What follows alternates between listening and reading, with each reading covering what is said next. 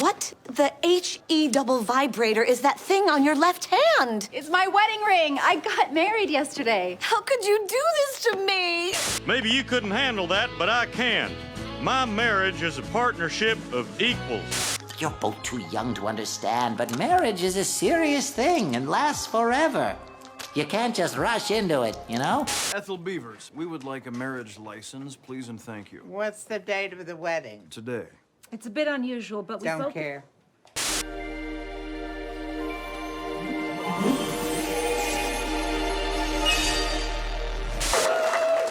If I'd have known getting married would be this much fun, I'd have done it loads more by now.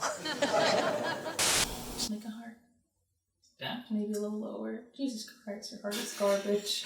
My fingers don't really do this. You can't do... Oh my god, baby girl. Relax the thumb. And then this. Jesus. Bring your thumb closer to me! Are you recording? Yeah.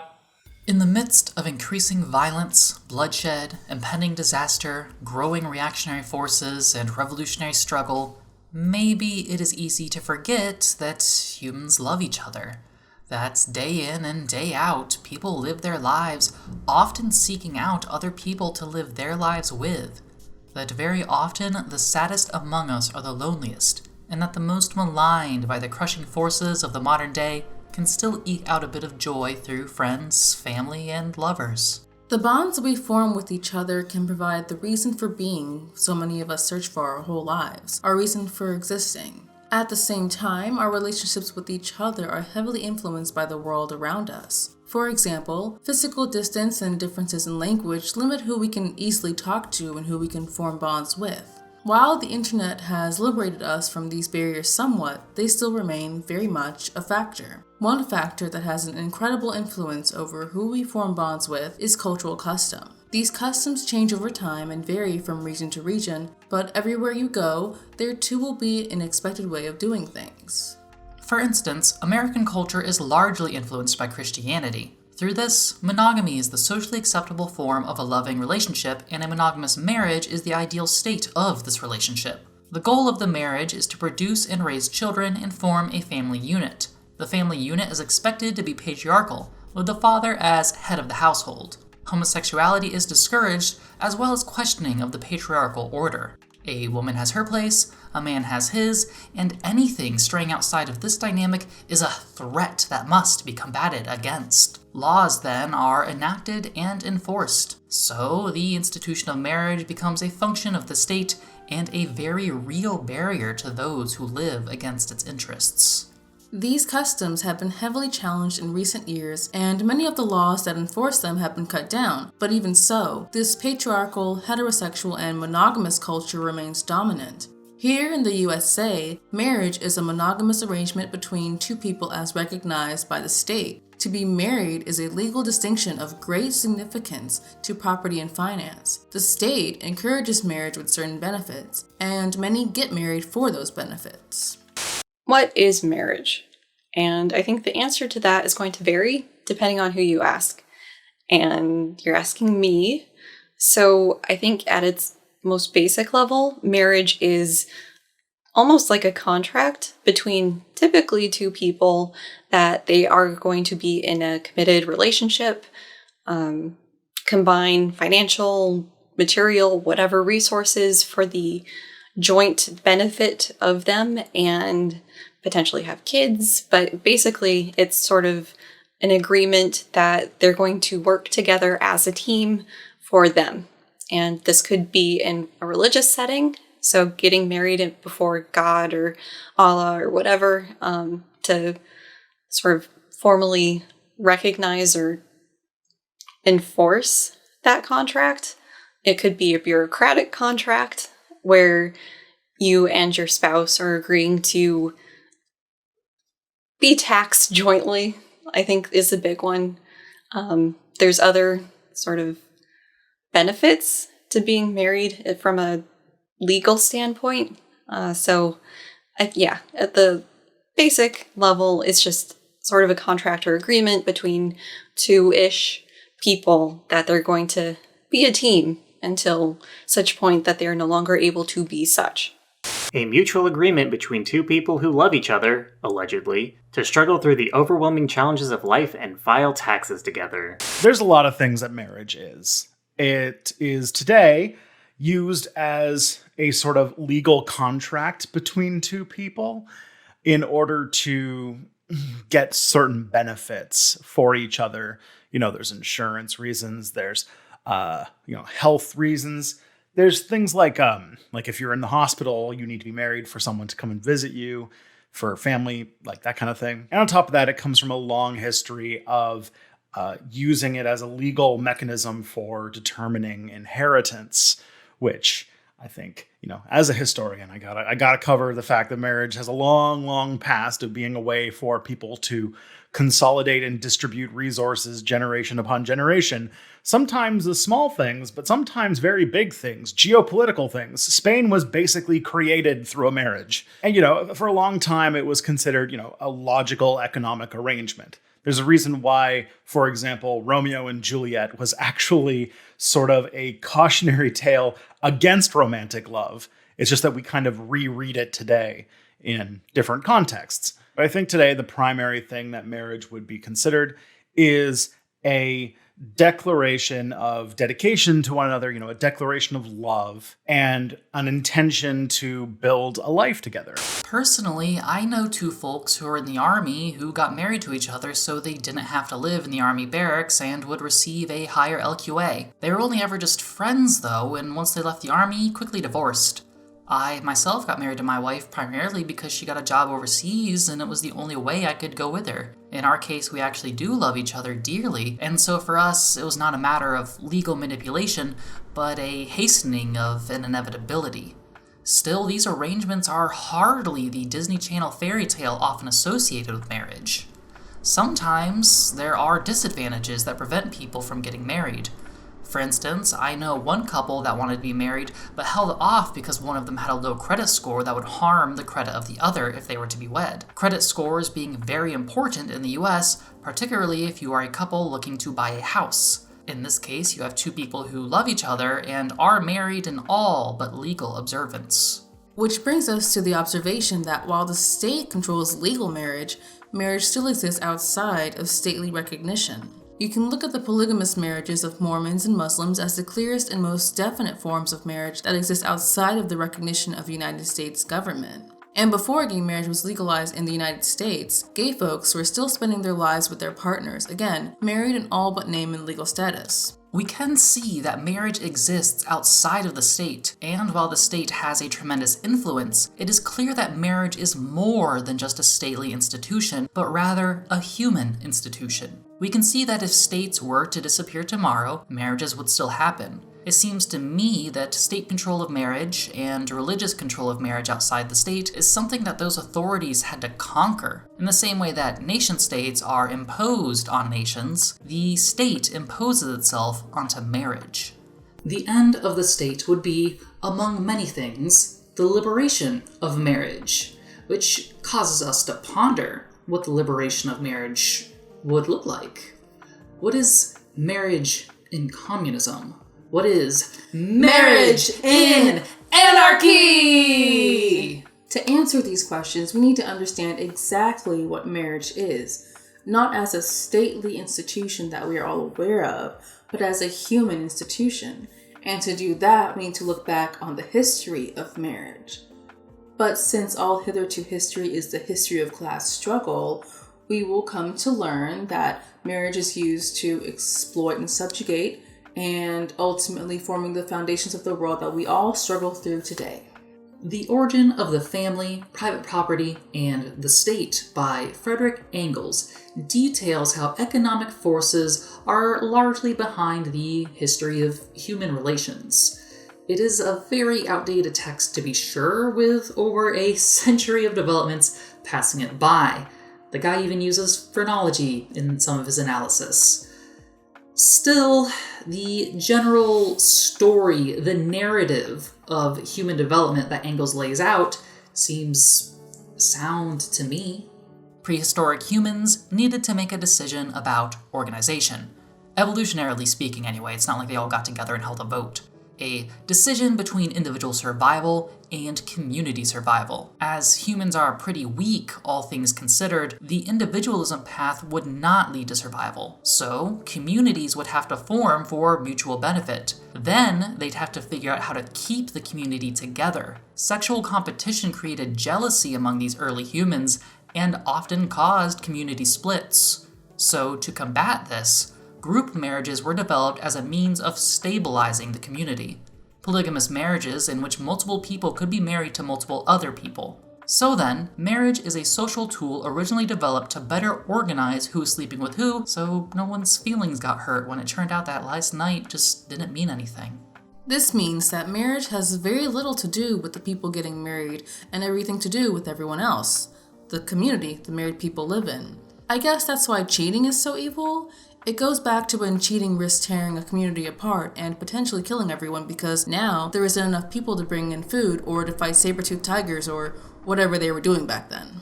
Eventually, though, humans discovered that incest was bad and had to begin further developing marriage in a way to prevent incest from occurring. As it turns out, everyone shouldn't be having sex with literally everyone else. This led to matriarchal family structures because back then, the only way to really know who was related to who was through the mother. What amounted for family possessions were passed matrilineally. Relations like brother, sister, father, and mother became more significant and defined. Monogamy developed in this matriarchal society to give women greater control of their own bodies and combat the idea of sex being an expectation of them, kind of like an anti-rape measure. It also made defining families easier, which became more important around matters of inheritance, which itself became more important as agriculture developed and property relations became more of an actual thing. With the development of agriculture and surpluses, property relations began to favor men who typically, but I must stress not exclusively, worked those areas due to a sexual division of labor. Through ownership of what then amounted to the means of production, a massive power imbalance occurred that resulted in the destruction of the matriarchal society in favor of a patriarchal order in which women were largely dependent on men. Engels describes this as the development of the first-class antagonism between a ruling class of men and an increasingly servile class of women. So yeah, patriarchy is at the heart of all class conflict. Neato. The monogamy that had developed in the matriarchal society was now used as a tool for the subjugation and ownership of women by men. Since it was still impossible to trace family lineages in any other way but through the mother, the patriarchal society required the mother to be exclusive to a single man so that the new patrilineal method of inheritance could be assured. The man, meanwhile, was not bound by any such exclusivity, and so the most popular form of polygamous marriage we see in the modern world is male-dominated, with men having multiple wives, but women being unable to have multiple husbands. Again, this is all just our understanding of Engels' understanding, which itself was an understanding of anthropologist Lewis Morgan, who based his studies on an understanding of Seneca society. Personally, it boggles my mind how you can claim to understand humans as they existed tens of thousands of years ago by studying the Seneca, a society that exists today, but what do I know? What I'm trying to say is that while what we've presented to you is likely a decent theory, it is a 4 layers deep game of telephone maligned by 1800s Eurocentrism and latent white supremacist mindsets. So take these grains of salt and just kind of do that. But yeah, that's how marriage probably developed, a system by which relationships were more clearly defined and sexual competitiveness was reduced, which then turned into the system by which women are subjugated by men now. So, marriage is another instrument of class oppression, perhaps its most ancient and original form. But is that all it is? And is that all it is to us living here today? We don't think so. Surely there are examples of possessive and patriarchal marriages, and they are, unfortunately, very common. They are rife with abuse and power imbalances. Many men still believe themselves to be entitled to their wives. The notion that a husband can't rape their wife is still a notion that many have. Women in these relationships are forced to restrict what they do, what they say, and even what they think. For many, marriage is a prison. For many, marriage is slavery. And we do not want to minimize the very real problems with marriage that are still prevalent in the society. What we do want to talk about is the future of marriage. We can see through Engels' writings how marriage formed as a result of material changes. The thing with material changes is that they never really stop. New things are always happening, and humans have to adapt to those new things, which then forms another change, which humans have to adapt to again, and so on and so forth until we all go extinct. Today, for us anyway, these conceptions of marriage seem a bit strange, definitely outdated. Our marriage isn't a patriarchal one. There are no men involved whatsoever. We are monogamistic and exclusive to each other, but we are not possessive of each other. We acknowledge that it is possible, however unlikely, that we may drift apart. While our legal marriage was instigated by legal concerns, our real marriage was not inspired by any needs for property management. And furthermore, our marriage was not designed for community cohesion. In fact, there are many communities who think our marriage is destroying the social fabric of the nation. Truly, our marriage is for us, and no one but us. We love each other, and so we will be with each other. And that's really all there is. We know we aren't the only ones with a relationship like this. And well, how does that make any sense? What conditions allowed for this to happen? A marriage based on love? Complete nonsense. People wanting to be with people they enjoy being with? Absolute height of absurdity. I hear you. We get it. But it's way more likely than you may think. Like many people, I grew up with the impression that it was something you had to do. It was presented as an essential part of the human experience, and refusing to participate suggested there was something wrong with you, which is exactly why I didn't want to do it. And while that societal burden still exists, I now have someone I love and want to be in a lifelong commitment. So fuck the stigmas, I'll do what I want. My relationship with marriage was pretty complicated for most of my life. I always wanted partnership, but I also grew up in a religion that told me marriage was my highest destiny, and that never sat well with me. But once I found a partner I trusted, I realized we could just create our own tradition. When I was a younger person, I was kind of meh on the idea. But in a world right now where everything is so chaotic, where I don't know where I'm going to stand day to day, week to week, news story to news story, you don't really know if the ground is going to fall from under you, like most millennials are sort of traumatized into thinking now, that marriage has functioned in quite a bit to be, for me anyway, one of those things where in all of the madness of the world that we live in, that you can have one other person that, you can rely on each other to kind of keep each other stable, if that makes sense. You've got one sure thing. And if you lose your business, your home, your life savings, the last thing will be that you guys have each other.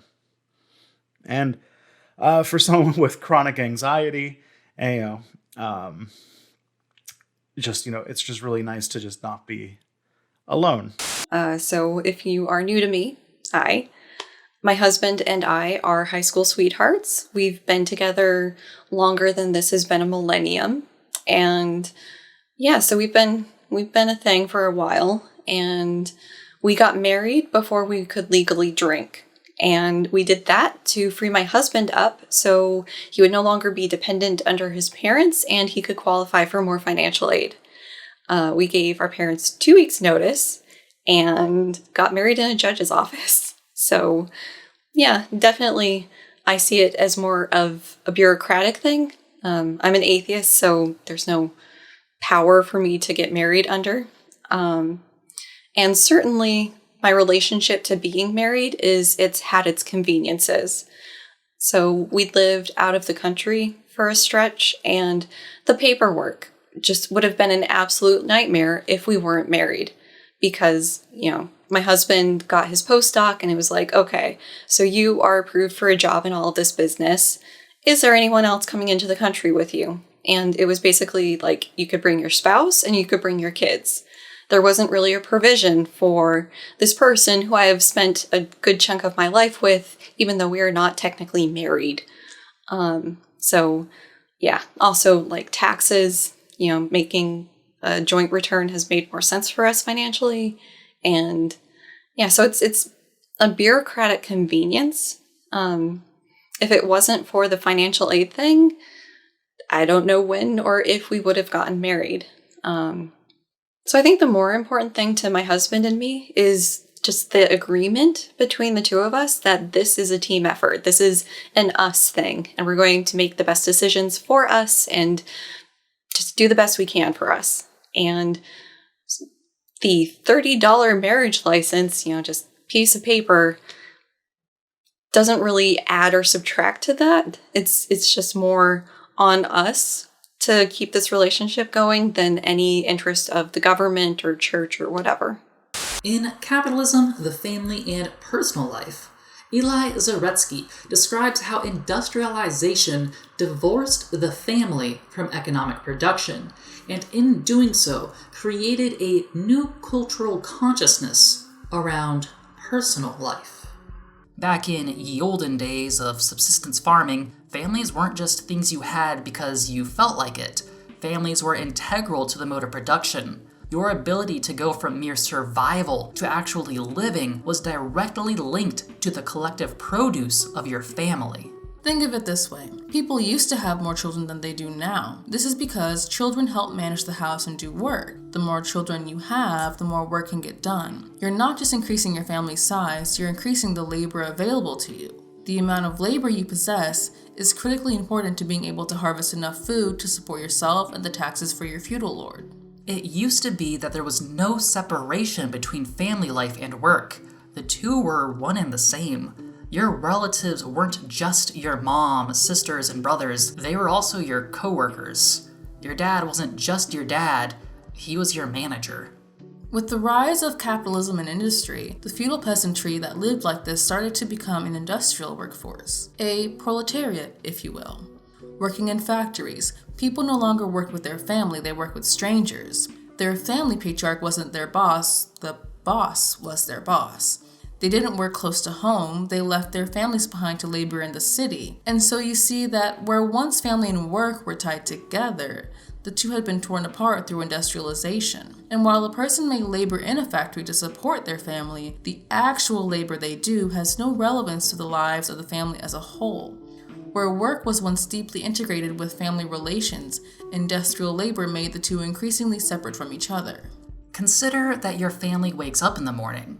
Then you all go your separate ways to do your different jobs, only coming back home and meeting up again after work. The only time you see each other is at home. Meanwhile, at work, you all have separate lives from each other. Different friend groups, co-workers, different stresses, different experiences. Home and the family that lives there are the shelters from which you hide away from the grueling demands of labor under capitalism. Alienated from the means of production and often lacking in economic justification, tightly knit and large families have dissipated. Every individual, separated from their family, is tasked with creating a new family unit. Kids are encouraged or forced to leave their parents' home when they get old enough so that they can make their own household. Children in our modern times aren't economically beneficial to the survival of the family and are in fact a massive financial burden. So, people typically have less children, if any at all, only having children more or less because they feel like it, in ideal situations anyway. And maybe from all of this, you can start to see that families just aren't necessary anymore, and so they've started to fade away. Personally, I don't know the name of my grandpa on my dad's side, and I only met him once when I was like 4, definitely too young to really remember. The only strong family ties I have were with those family members that were there with me when I was growing up. And it's been almost 2 years since I've seen them last, and to do that required a multi-state road trip. Various circumstances around jobs have whisked me away to various new places. The family is scattered to the winds at the behest of capital's need for labor. The individual now decides who their family is, who in their life brings them the most joy when they aren't working. So, unbound from grander family concerns, people can more or less be with whoever they want to be. Under capitalism, the family is more of an afterthought, and only really encouraged when they want to sell us stuff, like SUVs or trips to Disney World. Isn't it odd how conservatives are always accusing communists of wanting to destroy the sacred family when capitalism has already pretty much done that? So, going back to marriage, we can now largely just marry whoever we want with little economic consequence. So, marriages out of love are a thing that can actually happen now. And what's more is that since the family is no longer tied to labor, restrictions on marriage are being and have been removed. Same-sex marriage? Sure, why the hell not? You're not hurting anyone after all. And by you're not hurting anyone, what's really being said is you're not hurting anyone's bottom line.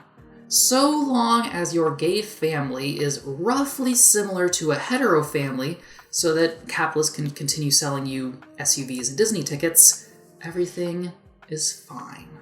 That's where we're roughly at in terms of the development of things.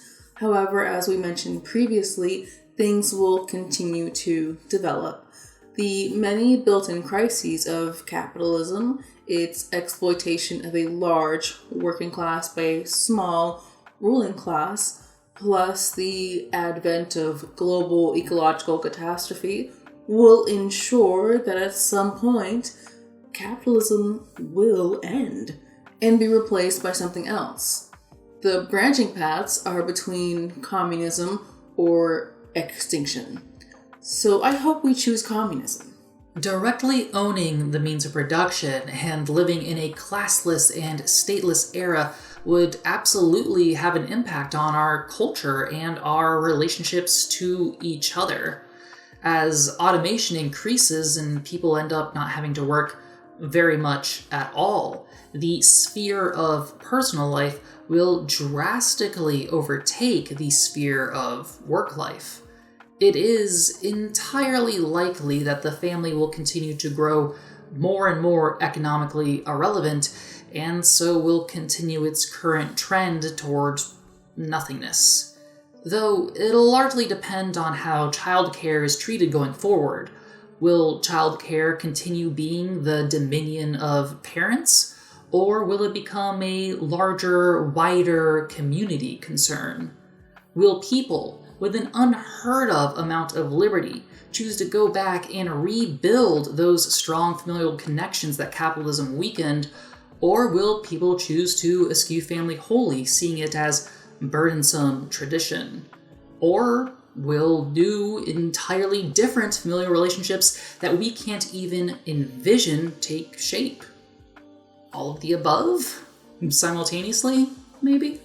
While we have no real idea what the family under communism will look like, we're pretty certain that marriage, or something like marriage, will continue to exist.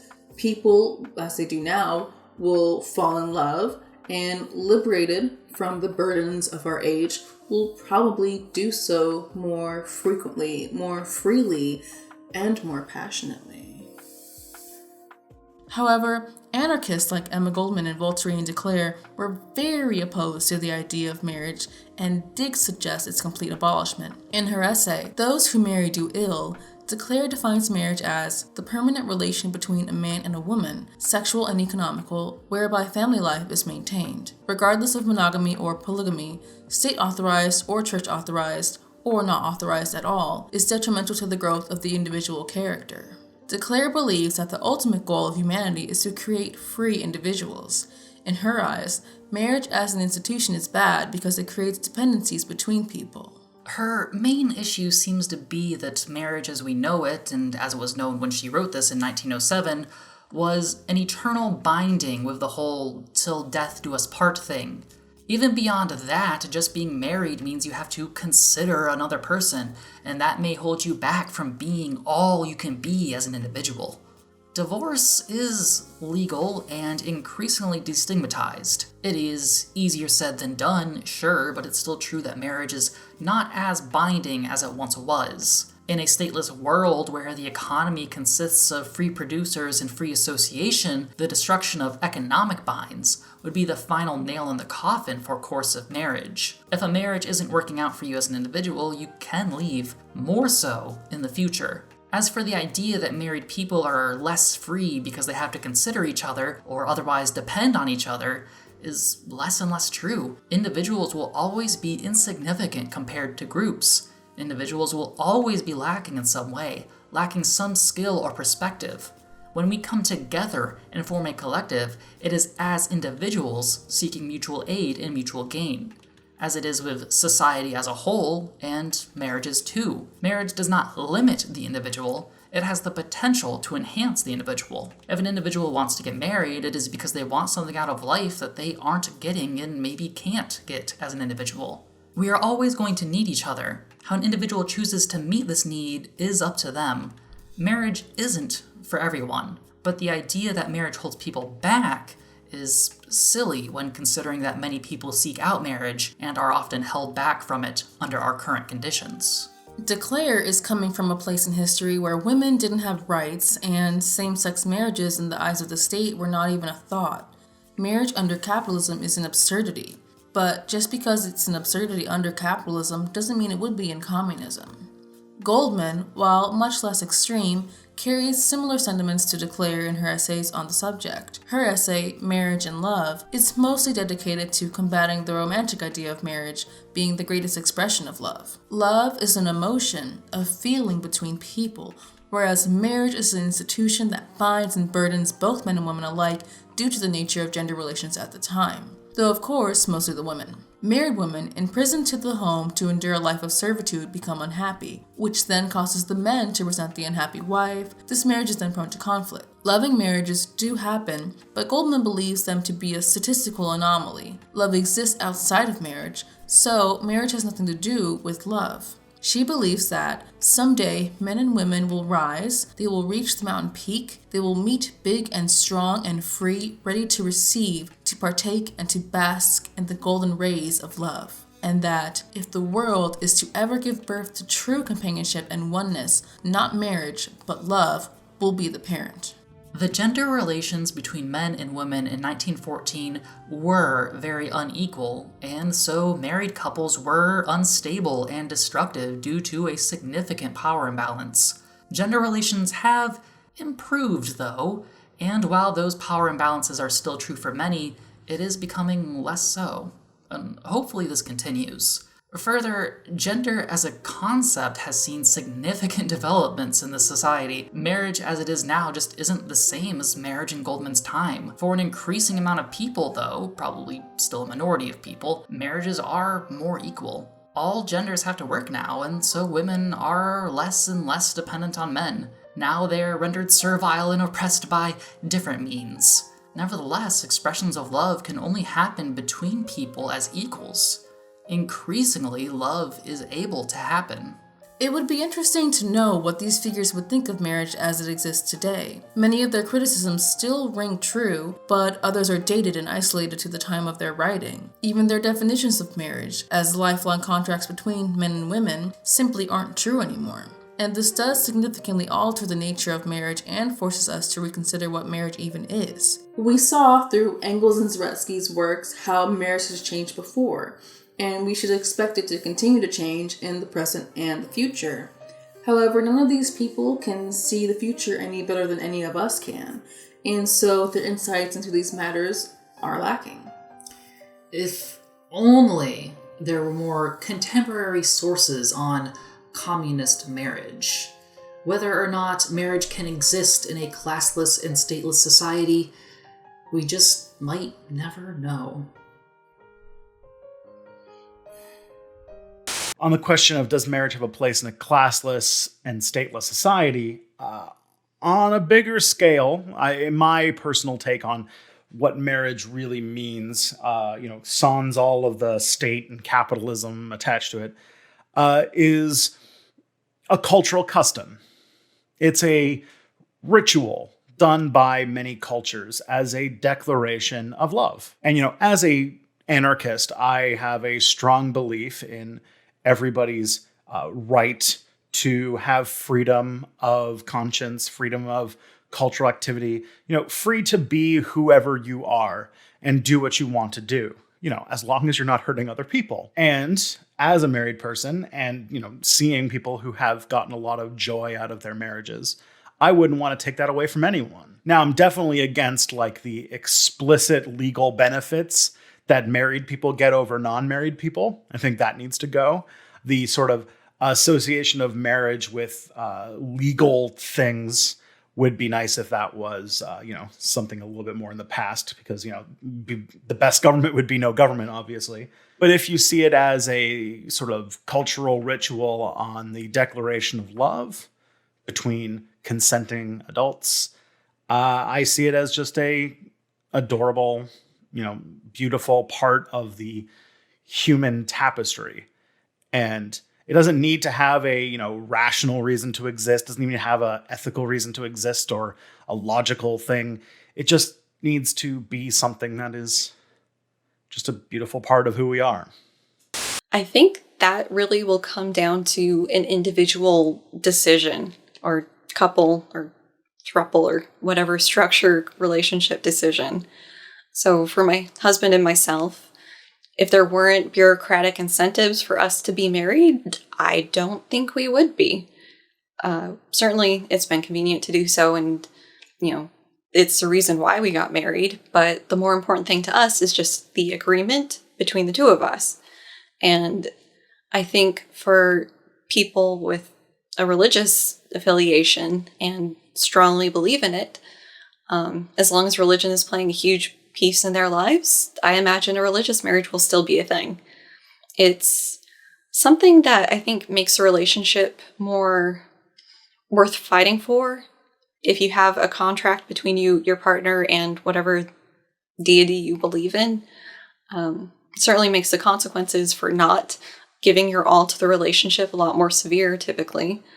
Beyond that, I don't know if marriage would still be a thing without those. I do know that even though we had a judge's office wedding, we did have a nice little party afterwards. It was just at my in-laws' house, and there was a barbecue, and there was cake, and we got to see all of our friends and some family that lived in the area, and it was fun. It was nice. It was a nice celebration of our relationship and our sort of agreeing to try to do this for as long as we can. And so having that nice familial party is fun and nice, and certainly an excuse to do that would be fun. But beyond that, I don't know. Maybe.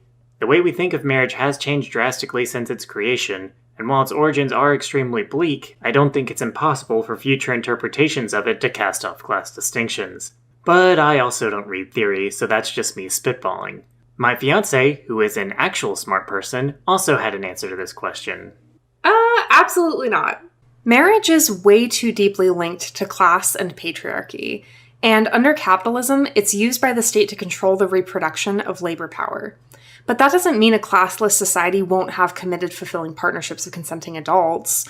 We've already seen marriage begin to bend towards this definition. Partnership and family don't and shouldn't look the same for everyone, but they will continue to matter deeply to human beings everywhere they go. And for me personally, it's really exciting to imagine how these concepts will develop in the future. As for us, we would like to define marriage as an acknowledgement. It's not really that you become married when you both make a promise or a commitment to an everlasting union. It's more so that you become married the moment you both realize that you're likely going to be together for the rest of your lives. Marriage is a declaration of a certainty. We think that this definition of marriage as an acknowledgement of an interpersonal reality could be a functioning definition for marriage in a stateless world. Marriage in Anarchy is about solidarity. It's about being together.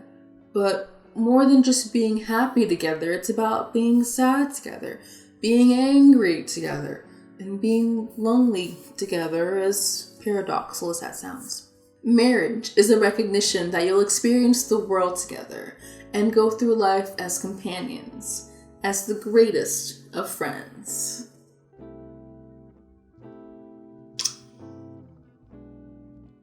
I want to say thank you to those fellow content creators who participated by providing their thoughts. I hope dearly that you don't regret being in this video. Rutgo and Sea Monster, Eris, and Tristan. Rutgo makes excellent videos on topics as varied as Christian propaganda films, body positivity, and prison reform, all presented in a delightful 8-bit style. I really loved his video on the Buttercream Gang, so please be sure to give that a watch. Eris describes herself as an academic-adjacent cognitive psychologist, and from that perspective will analyze and criticize Jordan Peterson's 12 Rules for Life, as well as covering many other topics. Right now, attention is turned to irreversible damage, so check that out. The videos, not the book. Tristan runs Step Back History, a history channel. This isn't your high school textbook history, though. Step Back History is the real deal. The stuff you want to know, like, the Yakuza, the Paris Commune, the Kingdom of the Congo, the Satanic Panic, just to name a few. Please consort with the links in the description. And remember to like, comment, subscribe, ring the notification bell, and share. Also, consider becoming ungovernable. Yeah, give that a shot, why don't you? Of course, I couldn't have done this video without my amazing wife, Deanne. She also makes videos, and soon those videos will be coming to this very channel, starting with the re-upload of our first video, Black Hair, Past, Present, Future. So be sure to check that out if you haven't seen it already, or even if you have. This work is a tribute to my patrons, an always supportive pantheon of golden gods, wrathful and harmonious. Remember their names: Aracobia, Dottie Wyatt, Jake, Josh Thomas, Candle Carey, Kaylee Christine, and Paz. Thank you very much for watching.